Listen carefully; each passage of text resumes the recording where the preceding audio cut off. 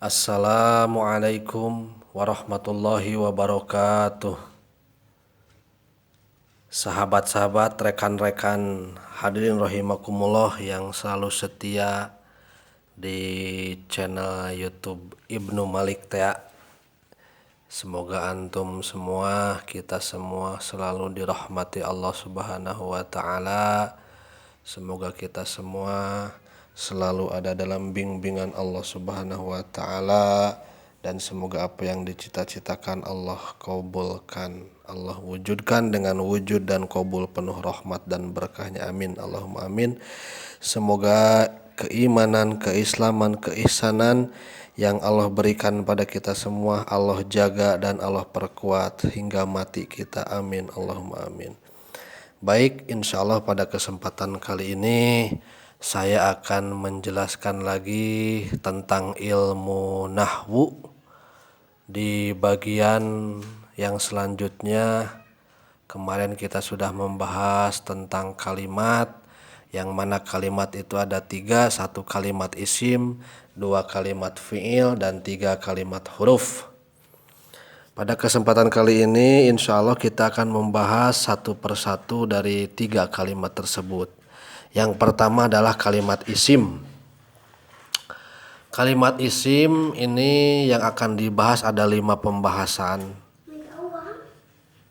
Yang pertama ada yang disebut dengan makna kalimat isim, maknal ismi atau makna dari kalimat isim. Yang kedua ada alamatul ismi atau ciri-ciri kalimat isim. Yang ketiga adalah hukum kalimat isim. Yang keempat adalah pembagian kalimat isim. Dan yang kelima adalah istiqaqul ismi atau pencutatan lapad ismun itu sendiri. Baik, agar tidak menyangkolong ting karena waktos, kita lanjutkan kepada pembahasan makna kalimat isim. Hadirin rahimakumullah, kalimat isim ini maknanya ada 2. Satu, makna isim itu secara logot. Yang kedua secara istilah. Adapun makna kalimat isim secara logot adalah madalla ala musamman. Madalla ala musamman. Artinya madalla ala musamman ini adalah kalimat atau perkara yang menunjukkan pada arti yang dinamainya. Sekali lagi, kalimat isim secara lugot artinya adalah perkara yang menunjukkan pada yang dinamainya. Contoh di sini ada kalimat Zaidun. Zaidun ini kalimat isim secara lugot. Kenapa Zaidun disebut kalimat isim? Karena Zaidun adalah madalla ala musamman. Nama Zaid ini adalah menunjukkan pada yang dinamainya. Perkara yang menunjukkan lapad Zaidun ini menunjukkan pada yang dinamainya. Menunjukkan apa? Zaidun adalah menunjukkan pada seseorang yang diberi nama oleh nama Zaid. Atau contoh misalkan ada kitabun. Kitabun ini adalah sebuah nama untuk sesuatu yang dinamai dengan nama kitab. Itu arti kalimat isim secara lugot. Yang kedua, arti kalimat isim secara istilah. Kalimat isim, makna kalimat isim atau definisi isim secara istilah, yaitu huwa kalimatun dalat ala maknan fi nafsiha walam tuktaron bizamanin wad'an, yaitu kalimat yang menunjukkan pada arti,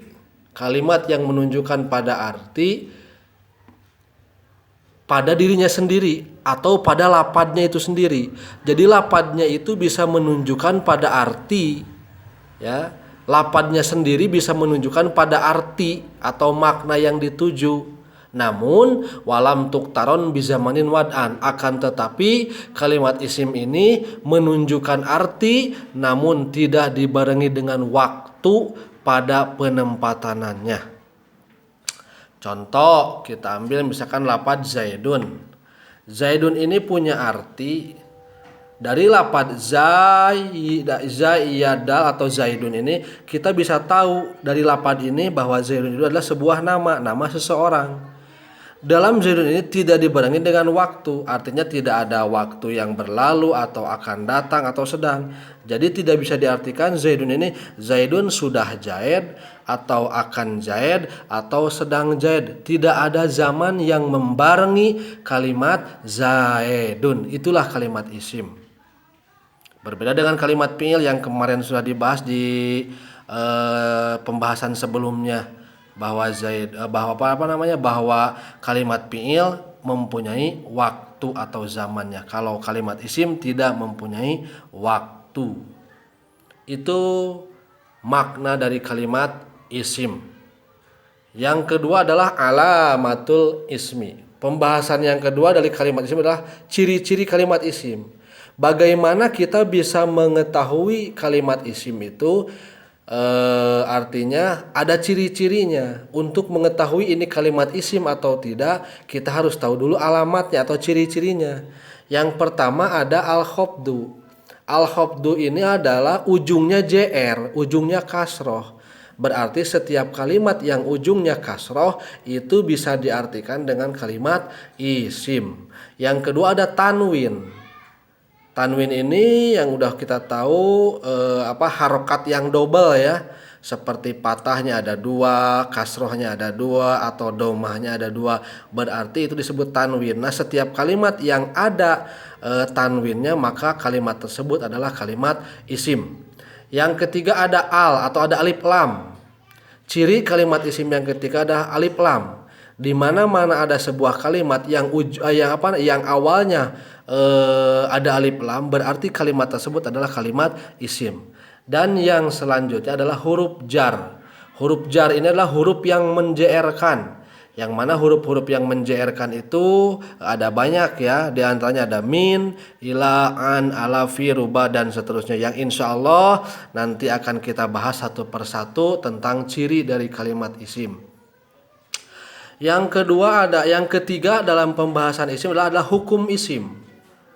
Hukum dari kalimat isim. Hukum dari kalimat isim sendiri ada 2. Satu ada hukum isim yang mu'rab, yang kedua ada yang mabni. Jadi hukumnya isim ini mu'rab dan mabni. Hukum isim mu'rab adalah yang disebut dengan isim mu'rab itu isim yang bisa berubah-ubah ujungnya. Seperti jaidun bisa menjadi jaidan, bisa menjadi jaidin. Jadi isim yang berubah-ubah ujungnya itu disebut isim mu'rab. Atau seperti contoh alhamdu bisa dibaca alhamda, bisa dibaca juga alhamdi. Alkitabu, alkitaba, alkitabi. Ujungnya dapat berubah-ubah, itulah yang disebut dengan isim mu'rab. Yang kedua isim mabni. Hukum isim yang kedua adalah hukum isim yang disebut isim mabni. Mabni adalah hukum isim yang mana isim tersebut isim yang tak dapat berubah-ubah ujungnya. Tak dapat berubah-ubah ujungnya seperti lafaz allazi atau seperti lafaz zalika atau allazi. Ini adalah isim-isim yang tak dapat berubah-ubah ujungnya. Disebutlah isim mabni. Yang keempat pembahasannya adalah aqsamul ismi. Pembagian kalimat isim. Pembagian kalimat isim ini dibagi menjadi 3. Kalimat isim dibagi menjadi 3 bagian. Satu ada yang disebut dengan isim zohir. Yang kedua ada yang disebut dengan isim domir. Dan yang ketiga ada yang disebut dengan isim mubham. Isim zohir itu contohnya seperti lafaz zaidun, kitabun, amrun, muhammadun, alhamdu, dan sebagainya. Ini adalah isim zohir. Yang kedua adalah isim domir. Isim domir ini adalah kata ganti. Kata ganti disebutnya isim domir. Contoh seperti huwa, huma, hum, hiya, huma, huna, dan seterusnya. Huwa menunjukkan arti kata ganti untuk satu orang. Huwa, dia seorang laki-laki, atau itu seorang laki-laki. Huma, dia 2 orang laki-laki, atau dia 2 orang perempuan. Hum, mereka semua laki-laki. Hiya, dia 1 orang perempuan. Hunna, mereka semua perempuan. Kita, kamu laki-laki, saya seorang pembicara, atau saya sendiri, atau kami semua. Itu disebut isim domir. Yang ketiga isim mubham. Isim mubham itu isim yang disamarkan, seperti lapad hadza isim isyarah, atau zalika, dan seterusnya. Yang selanjutnya, pembahasan yang kelima dari kalimat ismi adalah istiqaqul ismi. Pencutatan lapad ismun. Lapad ismun sendiri dicutat dari dua. Satu dari simwun, yang kedua dari simmatun. Lapad ismun dicutat dari lapad simwun. Simwun itu apa artinya? Simwun itu artinya uluwun, atau artinya keluhuran, luhur. Ini pendapat ulama Basroh.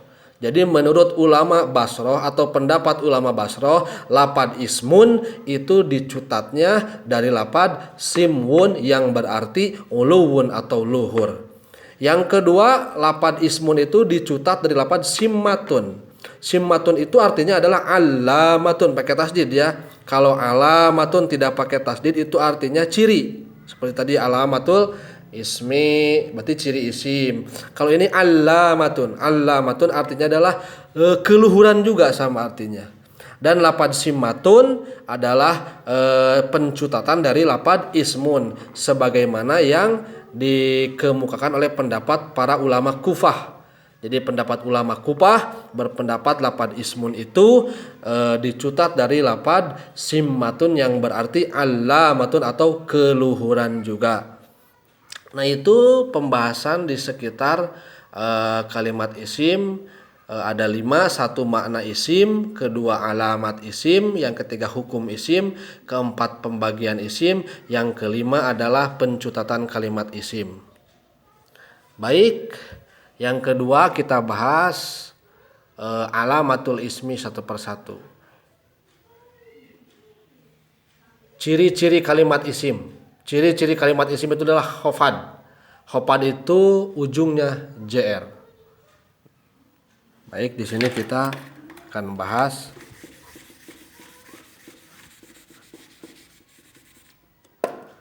khofad.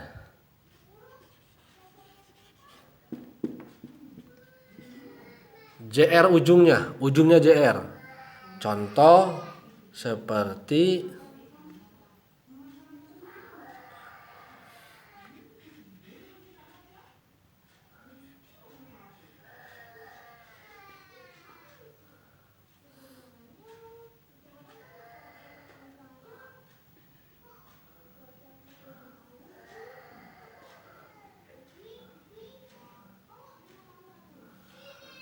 bismillahi. Bismi, ini kalimat yang pertama bismi. Kedua adalah Allahi. Bismi ini ujungnya mi. Ujungnya mi, berarti mi ini adalah khofad. Khofad atau ujungnya jr. Ujungnya jr. Yang disebut dengan khofad adalah ujungnya jr. Bismi. Mi dibaca jr ujungnya. Berarti bismi ini adalah kalimat isim. Kenapa disebut bismi disebut kalimat isim? Karena ujungnya jr. Yang kedua Allahi. Allahi juga jr ujungnya. Hi dibaca hi. Berarti Allahi ini adalah kalimat isim. Kenapa Allahi disebut kalimat isim? Karena ujungnya jr. Itu. Dan ar-Rahmani, ar-Rahimi, itu semuanya adalah kalimat isim. Kenapa disebut kalimat isim? Karena ujungnya ada khofad atau ujungnya jr. Lalu pertanyaannya, kenapa kalimat isim bisa menjadi ujungnya jr? Nanti akan kita bahas ya insya Allah pada kesempatan berikutnya. Kenapa kalimat isim bisa dibaca jr? Itu ada alasan-alasan tertentu. Berarti ada sesuatu yang memerintah supaya kalimat tersebut menjadi jr. Ujungnya menjadi jr. Atau sesuatu yang dapat memerintah menjadi patah ujungnya. Itu juga pasti ada sesuatu. Atau sesuatu perkara yang memerintah pada kalimat isim sehingga ujungnya menjadi domah. Atau perkara yang dapat merubah yang memerintah kalimat menjadi ujungnya itu menjadi sukun. nanti insya Allah akan dibahas. Dan pada ilmu nahwu adalah ilmu yang membahas tentang ujung kalimat dari bahasa Arab. Ujungnya apakah dibaca jadi JR, kasroh, domah, atau patah atau sukun, itu dibahas dalam ilmu nahwu beserta kedudukan-kedudukan kalimat-kalimat dari bahasa Arab. Nah, itu mungkin yang dapat saya sodorkan pada kali ini. Semoga bermanfaat bagi kita semua. Semoga pembahasan ini bisa menambah keimanan kita pada Allah Subhanahu wa taala, Allah yang Maha memberi ilmu dan ilmu Allah Maha luas. Semoga kita diberi pemahaman, mengenal, memahami, mengamalkan ilmu nahwu dalam kehidupan sehari-hari, terutama ketika kita membaca Al-Quran dan membaca Al-Hadis atau kitab-kitab para ulama. Semoga bermanfaat bagi kita dan bagi keturunan kita semua. Amin Allahumma amin. Bagi yang kurang memahami atau mungkin ingin bertanya-tanya, silahkan tinggalkan komentar-komentar Anda di kolom komentar. Namun berkomentarlah dengan bijak, berkomentarlah dengan baik. Jangan lupa like-nya dan subrek-nya. Wassalamualaikum warahmatullahi wabarakatuh.